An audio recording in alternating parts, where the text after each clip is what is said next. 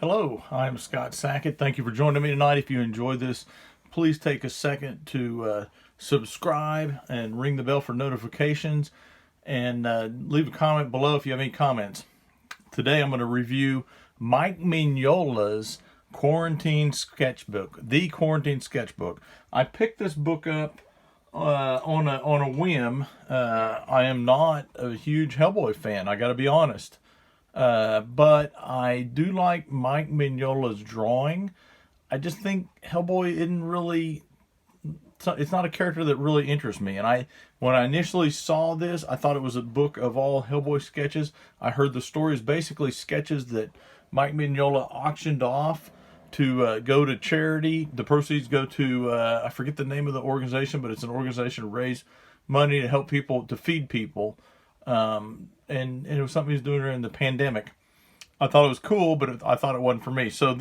But I saw this book, when I saw the insides of it, I thought I changed my mind. I realized it was something I wanted. People had misrepresented to me what the book was about in terms of what was in it. And so I'm going to do a review so you won't be mistaken. You make your own choice. It's a fairly big book. It is 9.5 by just a hair over 12 inches.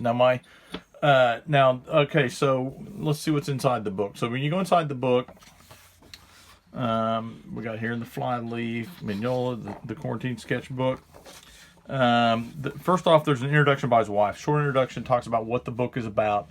I love this drawing. Apparently drew it on New Year 2020, and it talks about how when the quarantine hit, Mignola basically was semi-retired, so he wasn't doing anything. He didn't have any assignments. He was just hanging out, but he decided to do something worthwhile and do these sketches and put them up for auction. Now, one of the things I love about this book is these are pencil sketches. You can see very clearly the pencil marks. You can see the dark outline. You can even see, may not show up on video, but you can even see the construction lines for some of this stuff, some of the loose lines. You can see where he deviated from his original line. And so I like that. There's no inks in here. There's no colors. I had seen some images online that were inked and were in color. And so I thought it wasn't really for me. Now, one of my beefs about the book is it's an oversized book, but the actual images are 6 3/4 by 9.5. So I don't know if that's the size he drew it at. Looking at the art, to me, this looks about like the size he drew it, maybe even enlarged a little bit, unless he just used a really blunt pencil. Some of these lines are really, really bold, but he may have. I'm not going to go through the entire book, but I want to give you kind of a flavor of what's in the book.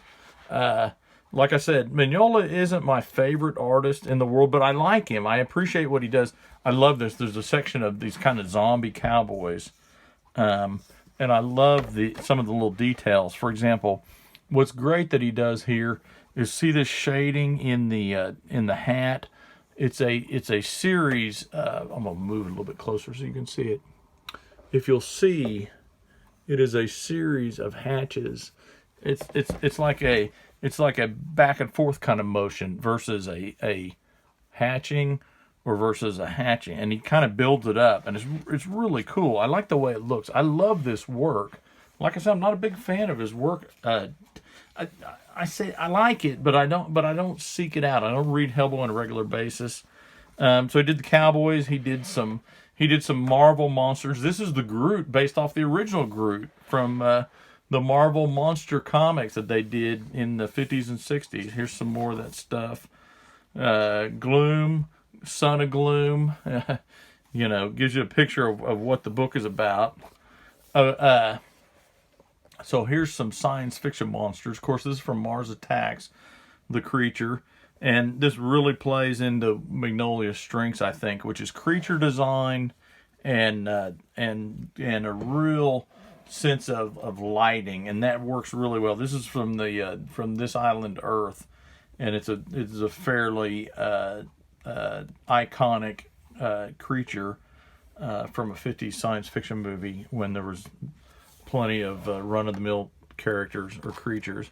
Some creatures from the Oz. And there's a lot of this, kind of just your random Mignola made-up monsters. And you could tell, there's not a lot of Hellboy, but there are a few Hellboys. There's a Kermit the Frog.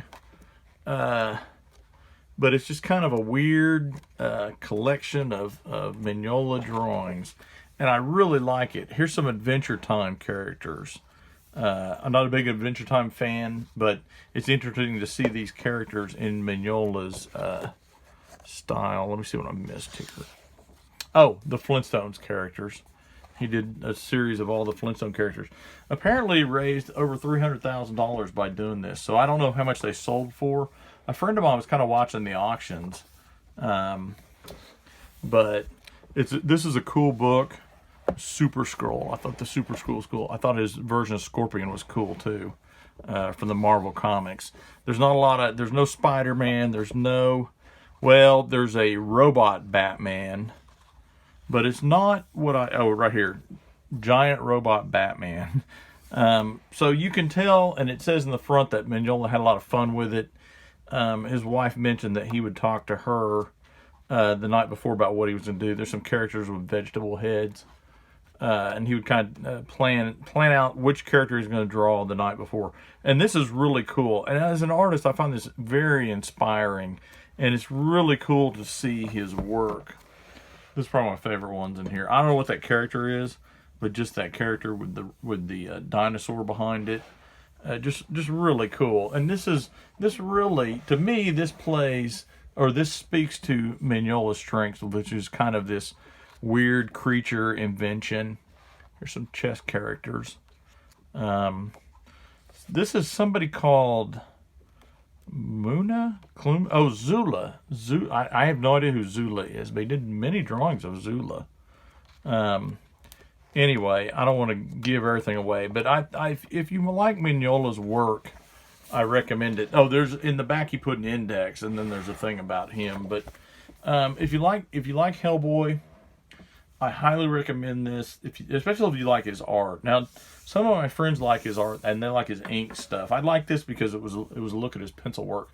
I have the Art of Hellboy, and it has a lot of this kind of stuff in it, and I really like that book. So I really, since I've got this, it's been something I really enjoyed flipping through. I think the art is inspiring. I think seeing his techniques and his hatchings a little bit different than a lot of other comic creators, which makes sense because his art is different than a lot of comic creators, but I really like it.